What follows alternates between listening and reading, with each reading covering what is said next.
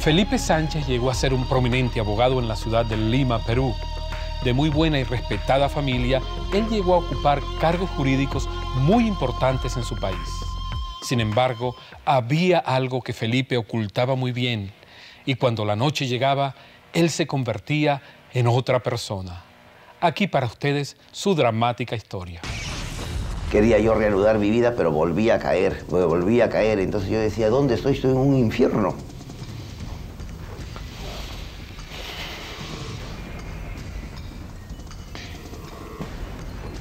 ¿Cómo voy a seguir viviendo así? Felipe nació un 16 de noviembre de 1946 en el Callao.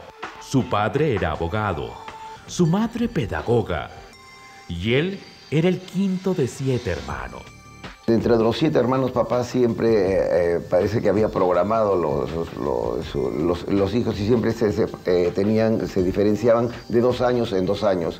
Entonces el hermano que me tocaría a mí ser como pareja, que yo me tendría que llevar solamente 2 años con él, falleció a los 3 meses de edad. Entonces yo con mis hermanos mayores había distancia y yo no podía juntarme con ellos. Y con los niños tampoco podía jugar con ellos. Y entonces yo fui criado más y protegido por una tía solterona que vivía en casa. Y fui adquiriendo ciertas costumbres. Las empleadas eran mujeres, la abuela mujer, mamá mujer. Tenía que ir a la costurera, me iba a la iglesia con mi tía, que también todas sus amigas eran solteras. Y mis juegos con las empleadas de las sirvientas, jugaban al té, jugaban a las muñecas. Yo no tenía otros juegos y jugaba con ellas. Entonces me fui acostumbrando. ¿Recuerdas algunas experiencias fuertes en tu niñez? Era un niño modelo intachable. Entonces en ese momento en el colegio me eligen para que yo le enseñase castellano al cura francés que había llegado a la iglesia. Y entonces al momento que él me enseñaba o conversaba conmigo, me sentaba encima de sus rodillas y empezó a hacerme ahí tocamientos que, como ya yo había tenido una cierta inclinación, me afectó, porque empezó a cambiarme mis inclinaciones y empezó él por definir, ya llegar a definir la homosexualidad por completo. Aquella experiencia afectó la vida de Felipe profundamente y más adelante comenzó a vivir una doble vida. Sin embargo, él ingresó a la universidad y terminó su carrera de abogado. Pero su promiscuidad homosexual crecía significativamente. Durante el día era una persona modelo y en las noches seguía continuando con la vida homosexual. Y tomábamos casi hasta perder el conocimiento. ¿Llegaste a tener contacto con el sexo opuesto? No, solamente mucho de apariencia, de enamoradas, pero no el contacto sexual de relaciones íntimas.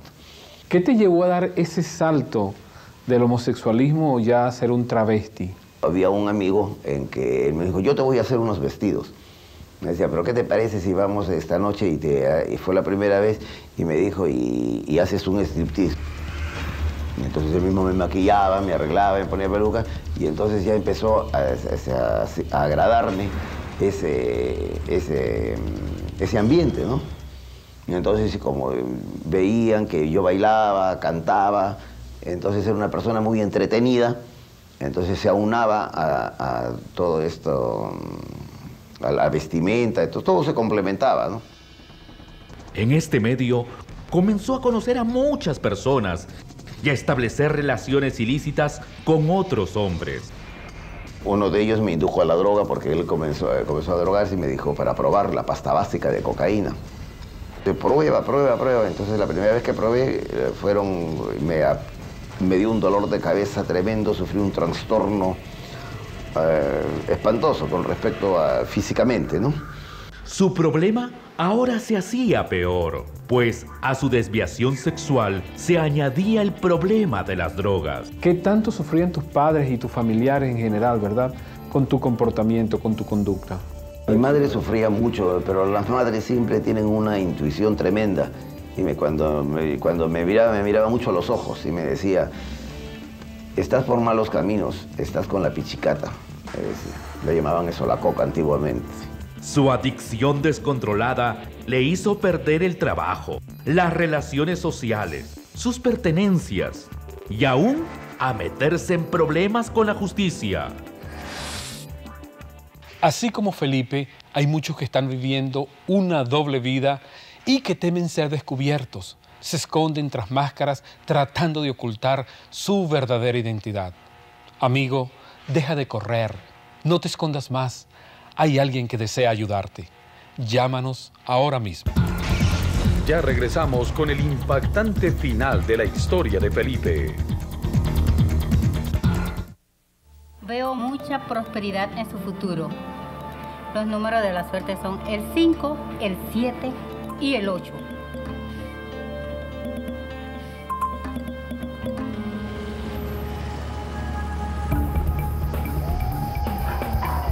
Gané, papadito, para que vean. ¿Cuántas que gané fui yo?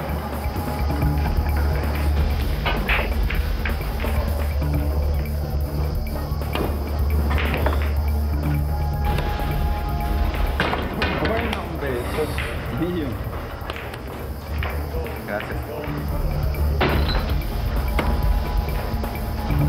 ¿Sabes qué? Dame otro. No, ya no tengo ni un centavo. ¿Y la comida de los niños? Dios tiene un mejor plan para asegurar tu futuro y el de tu familia. Llama o escribe hoy y te diremos cómo descubrir el plan de Dios para ti. Perdí mi trabajo. Ya yo tenía que usarlo para vivir. Intenté suicidio. Ya fui creciendo más en la hechicería, me fui interesando más. Uno piensa que la familia no lo acepta como uno es.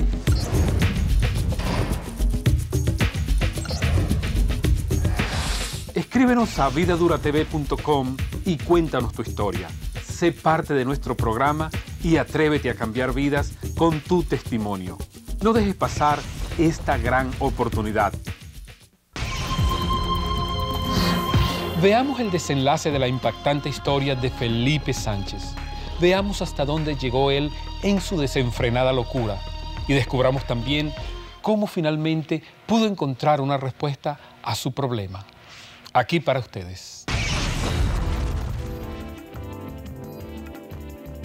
Entonces hasta llegó un momento en que uno de mis empleados que tenía contacto, me falsificó la firma. Me falsificó la firma porque seguramente porque yo le daba las preferencias a la otra persona, con lo que cuidaba, me empezó a falsificar los cheques primero, pero yo pasaba por alto porque yo tenía chequera, entonces, y después poco a poco, llegó un momento en que falsificó la firma de un certificado de depósito de una suma considerable en ese momento, pero que yo tenía una cuenta que todavía podía cubrirla, pero como yo no había cometido el error, no quise abonarla, pero como yo era el responsable, me tomaron preso.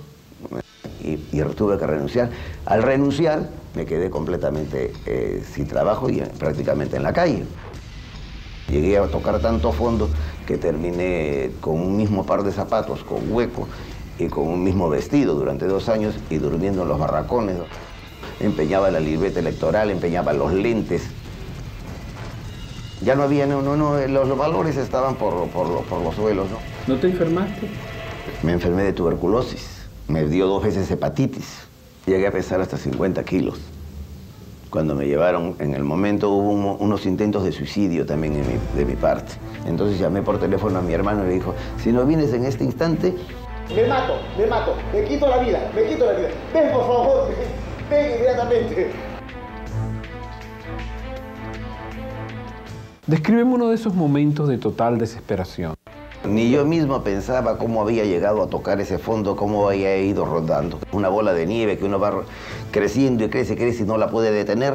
Entonces yo decía, ¿dónde estoy? Estoy en un infierno.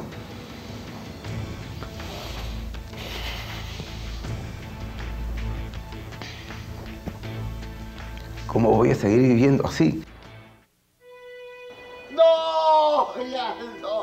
Desesperado, desde lo más profundo de su ser, clama a Jesucristo por ayuda. Y accedí a ir al Centro Victoria una vez.